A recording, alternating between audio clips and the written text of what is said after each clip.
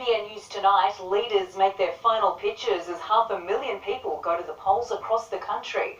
The family of a pregnant woman stabbed in Sydney speaks out. Wildfires ravage California and the Newcastle Knights blow their finals hopes. Join us tonight at 6. Coming up, 500,000 people go to the polls across the country for a series of by-elections which could reshape the federal government.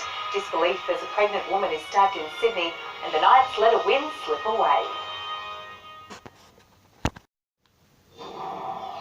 Coming up in NBN News, a senseless act. The family of a pregnant woman stabbed in Sydney speaks out. Voters hit the polls for several by-elections across the country. The new vaccine offering lifelong flu protection. The Bulldogs all but ended the Tigers' hopes of playing finals football. And Essendon charges to a 43-point win over the Sydney Swans. Join us tonight at 6. NBN News, nightly at 6. Tonight, battleground by-elections. The leadership test for Malcolm Turnbull and Bill Shorten begins. A heavily pregnant woman randomly attacked, stabbed in her North Sydney home. The Newcastle Knights let their finals hopes slip away. And Australians stare skyward as a spectacular sight shines bright. This is NBN News with Jane Goldsmith. Good evening. The polls have closed on Australia's east coast and counting has begun in 2 crucial seats in this Super Saturday of 5 by-elections. The latest opinion polls tip a Labor victory in both, but it's tight. So the party leaders hit Tasmania today in a last-minute bid for votes. Sunrise always holds hope for the day ahead. Did you see the moon this morning? As 2 leaders hope to end this day winners in an unexpected race. Good run, Bill. Yeah, good run. The finish line is near, but the race isn't over as democracy makes beggars of even the most powerful. Boys voted for Brett this morning. Hello. I'll think that. Have a good one. And there's no hiding the stress of the contest.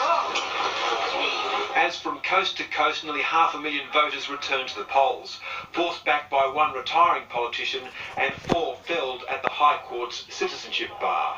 From Fremantle and Perth, through the hills around Adelaide, to the warmth of southeast Queensland and the chill of a northern Tasmanian winter, where both leaders spent polling day. It tastes like a winner.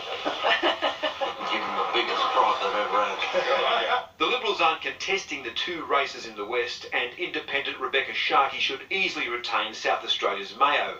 So the battleground contests are in 2 seats Labor won in 2016, Queensland's Longman and Braddon in Tasmania.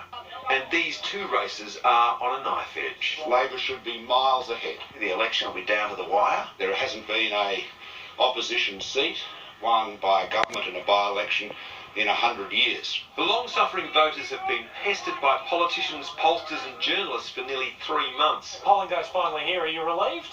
Not really.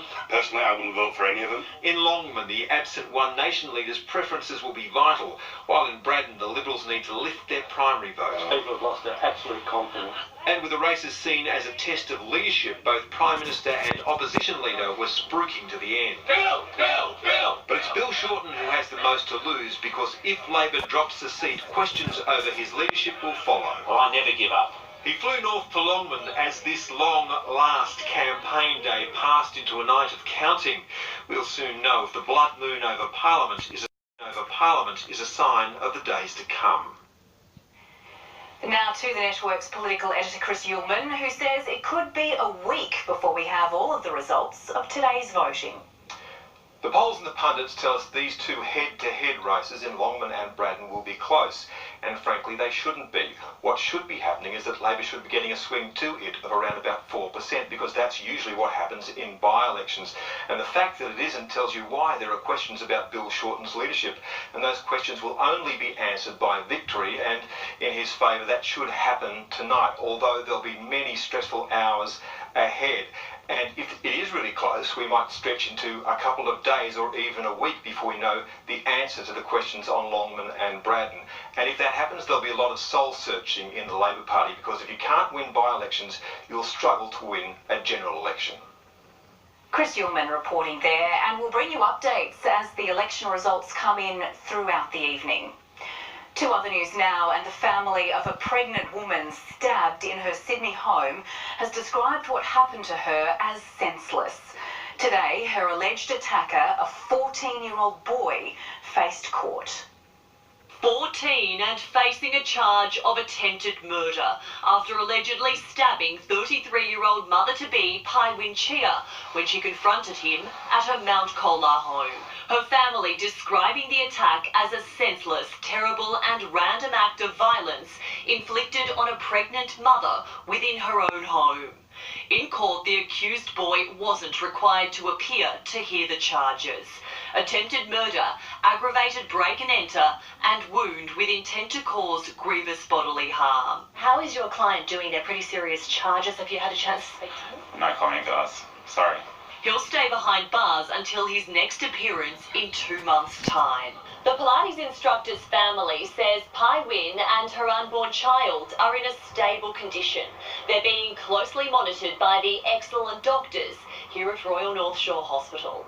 The heavily pregnant woman's family is solely focused on her recovery, but have acknowledged the brave acts of kindness and care from her Mount Kolar neighbours, who wrapped her in blankets when she collapsed on their doorstep. I know that some of her neighbours were involved, and I take my hat off to them for moving so quickly. It's nice to know that there's that community spirit happening. Zara James, NBN News. Forensic police are examining a substance they believe could be synthetic cannabis after it was seized from a tobacconist in Kurri Kurri. Officers from the Hunter Valley Police District executed a search warrant at the Lang Street business just before 9 o'clock yesterday morning. Several items were allegedly seized during the raid, including drug paraphernalia, cash and a mobile phone. D-Day for Keolis Downer and Newcastle Transport as the latest bus timetables come into effect from tomorrow. While the changes have been welcomed by some, others remain unconvinced. New routes, new times and a second chance. From the get-go, Keolis Downer has promised a smooth and heavily informed process, reviewing more than 2,500 pieces of passenger feedback to alter the timetable, which started in January. Thousands cried out for a better service. The state government hoping this time round will prove more popular than the first. We certainly recognise that there were some losers out of that, and we are endeavouring to respond to those as best as possible. There's a promise of better connections between the lake and Newcastle CBD. But the question for some is, will the frequency of services improve? When they have to catch 3 buses to get to, places like the John Hunter, to Newcastle or other areas, main hubs, they're going to be relying on their cars instead. The state government says patronage numbers have climbed since the original timetable overhaul, which begs the question, will these changes be the last? We will continue to listen. These things are never set in stone. For more information before heading to the bus stop tomorrow, check the Newcastle Transport website. Samantha Long, NBN News. Homeowners across the Hunter now have until August to register for a free loose-fill asbestos test. The state government is extending the period following a strong uptake of the program. It's open to homes built before the 1980s in the Maitland, Cessnock, Port Stephens, Newcastle and Lake Macquarie regions. The government has set aside funds to purchase and demolish any affected homes. A Port Stephens tourist attraction is using education to attack misconceptions about sharks. Home to 58 different species of marine life, Irukandji Shark and Ray Encounters is also evolving into a sanctuary for the injured. Doing their bit for the ocean, one session at a time. Ryan and Leah Pereira are transforming Irukandji Shark and Ray Encounters to a marine education centre in an attempt to break down perceptions about these creatures of the deep. They're actually really friendly and affectionate and intelligent, and then while they're here we explain to them about what's happening and what's going on in the ocean and what we can do, what everyone can do to help them. Their other passion, saving injured animals.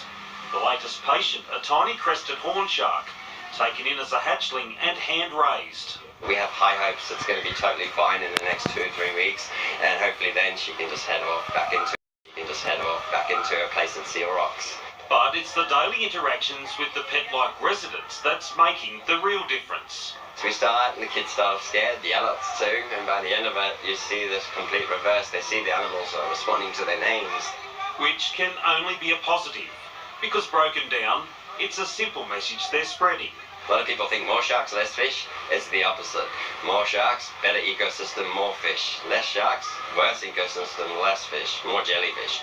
And if education's the key, there's a serious message to be learnt. We need to look after them now because for the first time in evolutionary history, we're seeing their numbers plummet. This is not normal, so we need to help them out. So my vision is to protect them, show people they're not man-eaters. Stephen Mount, NBN News. It's been half a century in the making, and now an avid group of bridge players finally has a place to call home.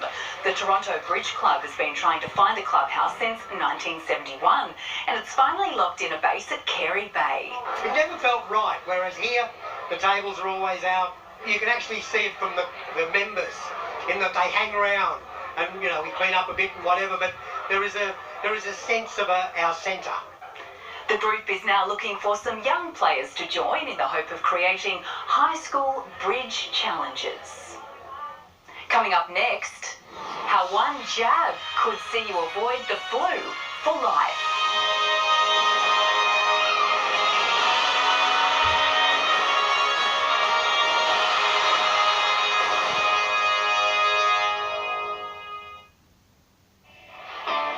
Okay, Australia, let's get to it.